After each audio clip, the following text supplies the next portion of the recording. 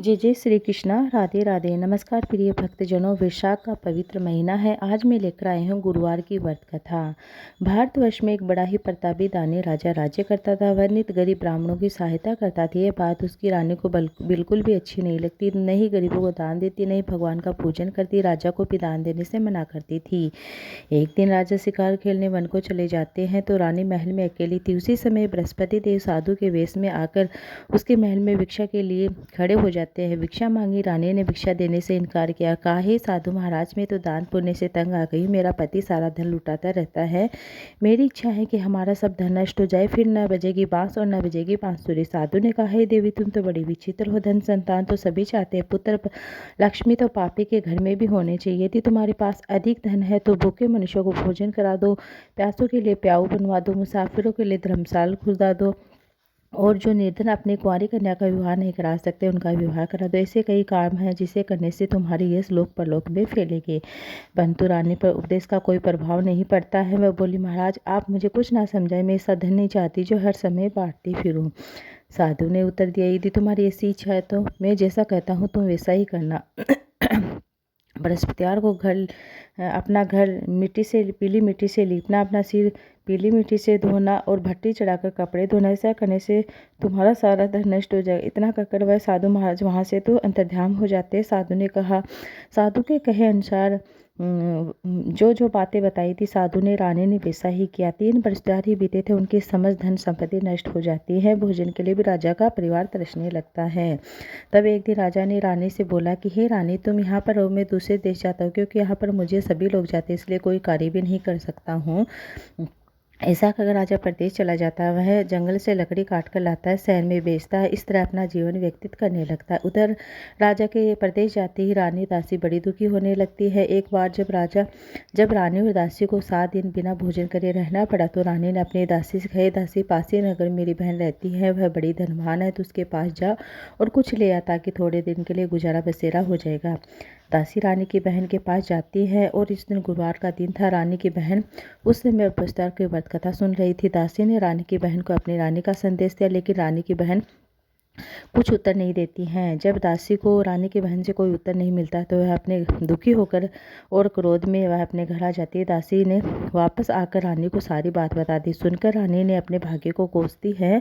उधर रानी की बहन ने सोचा कि मेरी बहन की दासी आई थी, परंतु मैं उसे नहीं बोली, इससे वह बड़ी दुखी हुई होगी। कथा सुनकर पूजा समाप्त करके अपनी बहन के घर जाती है और कहने लगती है, बहन, मैं बृहस्पतिवार का व्रत कर रही थी जब तुम्हारी दासी मेरे घर गई थी, परंतु जब तक कथा होती है तब तक न उठते न बोलते। इसने नहीं बोली।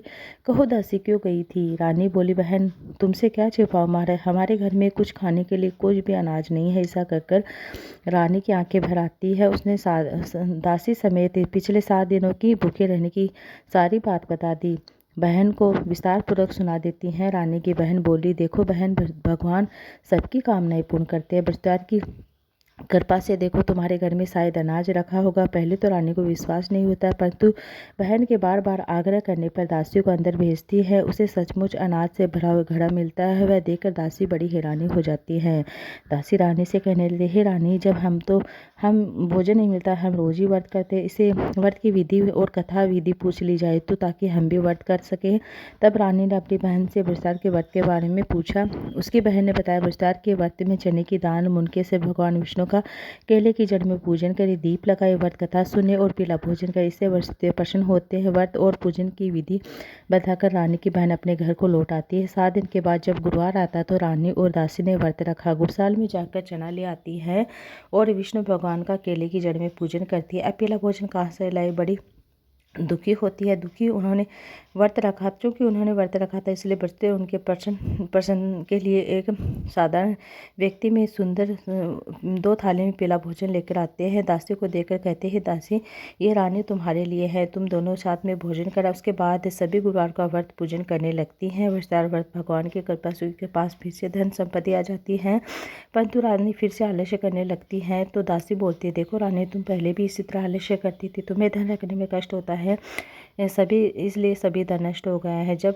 भगवान की कृपा से, बृहस्पति की कृपा से धन मिला है तो हमें फिर से आलस्य होता है। रानी को समझाती उदासी कहने लगती, बड़ी मुसीबतों के बाद हमने धन पाया, इसलिए हमें दान पुण्य करना चाहिए, भूखे मनुष्यों को भोजन कराना चाहिए, धन को शुभ कार्य में खर्च करना चाहिए। इसे हमारे कुल का यश बढ़ेगा, स्वर्ग की प्राप्ति होगी, पितर प्रसन्न होंगे। दासी की बात मानकर रानी अपने धन को शुभ कार्य में खर्च करने लगती है। इससे पूरे नगर में ये उसका यश फैलने लगता है। ब्रजदार व्रत कथा के बाद श्रद्धा के साथ आरती भी करनी चाहिए। एक दिन राजा दुखी होकर जंगल में एक पेड़ के नीचे आसन जमाकर बैठ जाता है। वह अपनी दशा को याद करके व्याकुल हो जाता है। ब्रजदार का दिन था।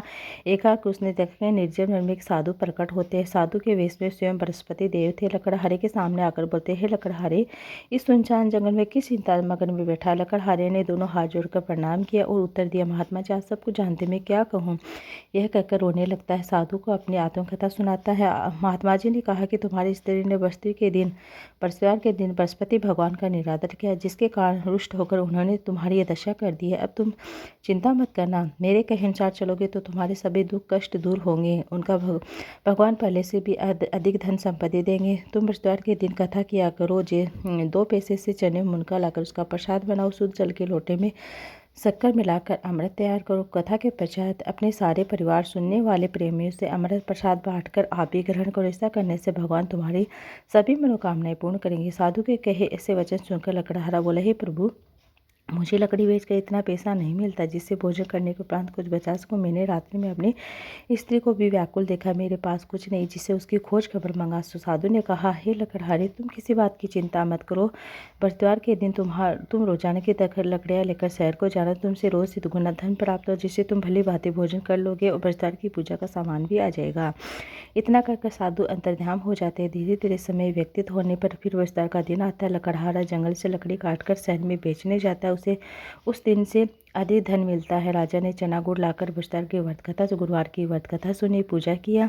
इससे सभी क्लेश दूर हो जाते हैं। परंतु जब दोबारा गुरुवार का दिन आता है तो बृहस्पतिवार का व्रत करना भूल जाता है। इस कारण बृहस्पति भगवान नाराज हो जाते हैं और उस दिन उस नगर के राजा ने विशाल यज्ञ का आयोजन करवाया। शहर में यह घोषणा करा दी कि कोई भी मनुष्य अपने घर भोजन न बनावे, आग न जलावे, समस्त भोजन मेरे यहाँ करने आए। इस तरह जो आज्ञा नहीं मानेगा उसे फांसी की सजा दी जाएगी। इस तरह की घोषणा संपूर्ण नगर में करवा देते हैं। राजा की आज्ञा अनुसार शहर के सभी लोग भोजन करने आते हैं, लेकिन लकड़हारा कुछ देर से पहुँचता है, इसलिए राजा उसको अपने साथ ले जाकर भोजन करा रहे थे। रानी की दृष्टि उस कुटी पर पड़ती है जिससे उसका हार लटका हुआ था, वहाँ दिखाई नहीं देता है। तो रानी ने निश्चय किया कि मेरा हार इसी मनुष्य ने चुराया होगा। उसी समय सिपाही को बुलाकर उसको कारागार में डलवा देती हैं। जब लकड़हारा कारागार में पड़ जाता है, बहुत दुखी होकर विचार करने लगता है कि न जाने कौन से पूर्व जन्म के कर्म से मुझे दुख प्राप्त हुआ है। उसी साधु को याद करने लगता है जो जंगल में मिला था। उसी समय तत्काल बृहस्पति देव साधु के वेश में प्रकट होते। उसकी दशा को देखकर कहने लगते, अरे मूर्ख, तूने बृहस्पतिवार की व्रत कथा नहीं करी है, इसी कारण तुझे दुख प्राप्त हुआ है। अब चिंता मत करना, बृहस्पतिवार के दिन कारागार के दरवाजे पर 4 पैसे पड़े मिलेंगे, तो उनसे बृहस्पति देव की पूजा करना, तेरे सभी कष्ट दूर होंगे। बृहस्पतिवार के दिन उसे 4 पैसे मिलते हैं। लकड़हारे ने कथा कही। उसी रात्रि को बृहस्पति देव ने उस नगर के राजा को स्वप्न में कहा, हे राजा, तुमने जिस आदमी को कारागार में बंद कर रखा वह निर्दोष है, वह राजा, उसे छोड़ देना। तेरी रानी का हार उसी खूंटी पर लटकाओ, तो अगर ऐसा नहीं करेगा मैं तेरे राज्य को नष्ट कर दूंगा। इसी तरह रात्रि के स्वप्न को देखकर राजा प्रातः का उठता है और खूंटी पर हार लटका हुआ देखकर लकड़हारे को बुलाकर क्षमा मांगता है। लकड़हारे को योग्य सुंदर आभूषण देकर विदा करता है। बृहस्पति देव की आज्ञा अनुसार लकड़हारा अपने नगर को चल देता है। राजा जब अपने नगर के निकट पहुंचता है तो उसे बड़ा आश्चर्य होता है। नगर में पहले से अधिक बाग, तालाब, कुएं, धर्मशालाएं बने हुए थे।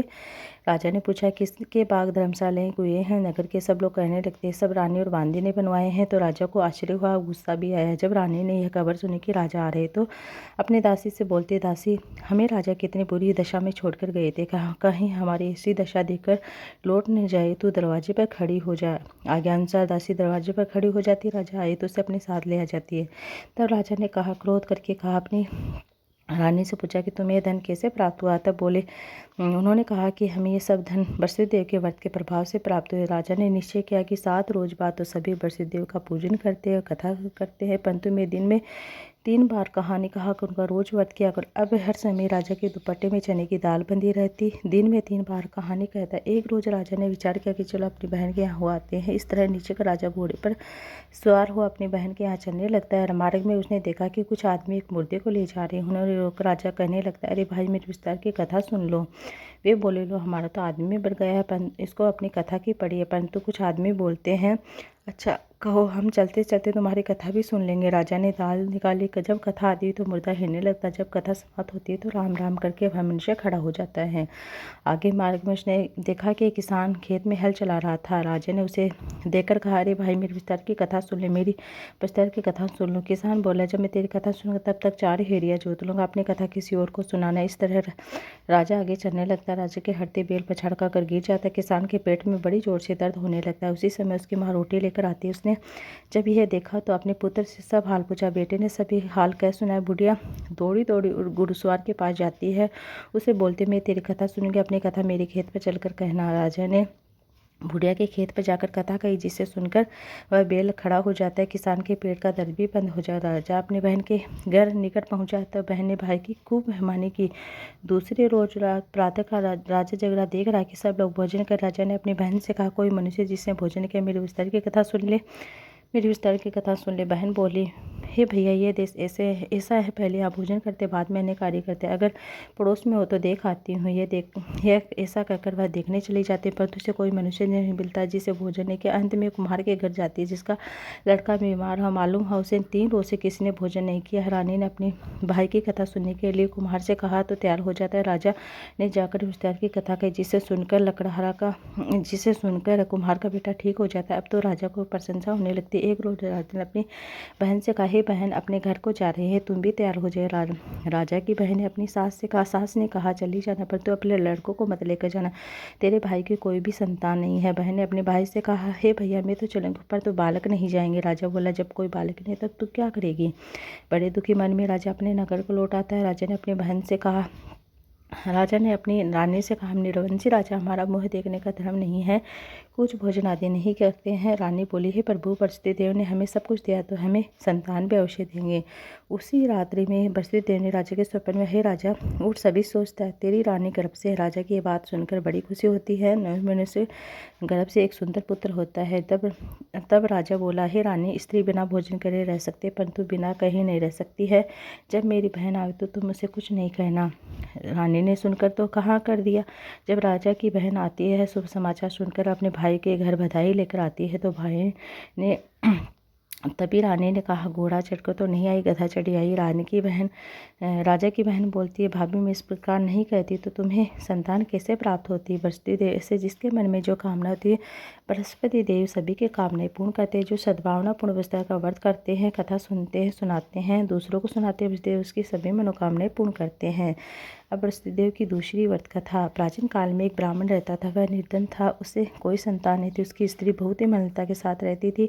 वह स्नान करती, किसी देवता का पूजन भी नहीं करती। उसे ब्राह्मण देवता बड़े दुखी रहते थे। बेचारे कुछ भी कहते परंतु उसका कोई परिणाम नहीं निकलता। भगवान की कृपा से ब्राह्मण स्त्री के कन्या रूपी रतन पैदा होता है। कन्या बड़ी होने लगती है। स्नान करके विष्णु भगवान का पूजन जाप करती है, विस्तार की व्रत कथा सुनती है और व्रत रखती है। अपने पूजन पाठ को समाप्त करके विद्यालय में जाती है। अपनी मुट्ठी में जो भर ले जाती हैं पाठशाला के मार्ग में डाल जाती है। जब जो स्वर्ण के हो जाते लौट कर ले आती है, बीन कर ले आती है। एक दिन वह बालिका सूप में उस जौ को साफ कर रही थी, फटकार रही थी। तो पिता ने देख लिया, कहा कि हे बेटी, सोने के दाने साफ करने के लिए सोने का सूप ही होना चाहिए। दूसरे दिन विस्तार का दिन था। कन्या ने व्रत रखा। बरसती देव से प्रार्थना करके कहा, मैंने आपकी पूजा सच्चे हृदय से की है, मनन से की है, मेरे लिए सोने का सूप दे दो। बरसती देव ने उसकी सभी प्रार्थनाएं स्वीकार करी। रोजाना की तरह कन्या जो फैलाती हुई जाने लगती हैं। जब जो घर लौटते समय जो बीन रही थी तो बरसती देव की कृपा से उसे सोने का सूप मिल जाता है। उसे वह घर ले आती है, उसमें जो साफ करने लगते हैं, परंतु उसकी माँ का वही ढंग रहता है। एक दिन की बात है, वह कन्या सोने के सूप में जो साफ कर रही थी। उसी समय शहर का राजपुत्र वहाँ से होकर निकलता है। उस कन्या के रूप और कार्य को देखकर मोहित हो जाता है। अपने घर आकर भोजन और जल त्याग कर लेट जाता है। इस कन्या की और उस शहर का राजपुत्र वहाँ से होकर निकलता है। इस कन्या के रूपकारी को देखकर मोहित हो जाता है। अपने घर आकर भोजन जल त्याग कर उदास होकर लेट जाता है। राजा को इस बात का पता चला तो अपने प्रधानमंत्री के साथ उसके पास जाते हैं। बोलते हैं, बेटा तुम्हें किस बात का कष्ट है? किसने तुम्हारा अपमान किया था? और कार्य हो मैं वही कार्य करो जिससे तुम प्रसन्न होंगे। पिता की बातें राजकुमार ने सुनी और कहा, मुझे आपकी कृपा से किसी बात का दुख नहीं, न किसने मेरा अपमान किया, परंतु मैं उस लड़की से विवाह करना चाहता हूँ जो सोने के सुर में जो साफ कर रही थी। यह सुनकर बड़ा ही आश्चर्य होता है।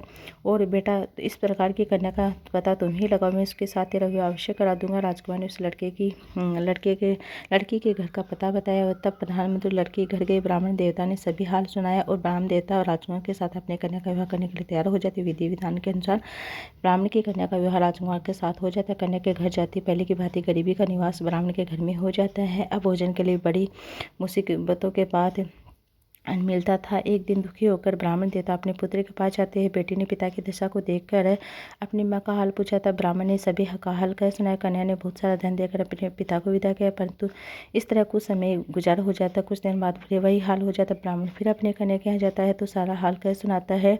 तो लड़की बोलती है, पिताजी आप माता जी को यहाँ ले आवे, मैं उसे विधि बता दूंगी जिससे गरीबी दूर हो जाएगी। वह ब्राह्मण देवता अपनी स्त्री को ले जाकर और अपनी माँ को वह समझाने लगती है, माँ तुम प्रातः का स्नान आदि करके विष्णु भगवान को पूजन किया करे, सब दरिद्रता दूर हो जाएगी। परंतु उसकी माँ ने एक भी बात नहीं मानी। प्रातः काल उठकर अपनी पुत्री के बच्चे को जूठन खा लेती है। इससे उसकी पुत्री को बहुत गुस्सा आता है। एक रात उसे कोठरी में सभी सामान निकाल कर बंद कर देते। अपनी माँ को दूसरे दिन स्नान आदि कराती है और उसे पूजा करवाती है तो उसकी माँ की बुद्धि ठीक हो जाती है। फिर प्रत्येक उस तरह को व्रत करने लगती है। इस तरह के व्रत के प्रभाव से माँ बाप बहुत ही धनवान पुत्रवान हो जाते हैं। बृहस्पतिवार के व्रत के प्रभाव से इस लोक को भोगकर स्वर्ग लोक में सुख भोगते हैं। इस तरह से बृहस्पतिवार की व्रत कथा है। जो भी भक्तजन बृहस्पतिवार की व्रत कथा सुनता है सभी मनोकामनाएं पूर्ण करते हैं। वस्तुतः ऐसे ही जिसके मन में जो कामनाएं होती सभी को पूर्ण करते हैं। जो सद्भावनापूर्ण बृहस्पतिवार का व्रत करता है, कथा पढ़ता है, सुनाता है, दूसरों को सुनाता है, वस्तुतः सभी मनोकामनाएं पूर्ण करते हैं। प्रेम से बोले बृहस्पति भगवान की जय। भगवान बृहस्पति उसकी सदैव रक्षा करते हैं। संसार में जो मनुष्य सद्भावना से भगवान के पूजन करता है, सच्चे हृदय से मनन करता है, उनकी सभी मनोकामनाएं पूर्ण करते हैं। जैसी सच्ची भावना से रानी और राजा ने कथा का गुणगान किया है, उनकी सभी 6 बृहस्पतिदेव ने पूर्ण की है। इसलिए पूर्ण कथा सुनने के बाद प्रसाद लेकर जाना चाहिए। हृदय में उनका मनन करते हुए जयकार बोलना। प्रेम से बोले बृहस्पति भगवान की जय।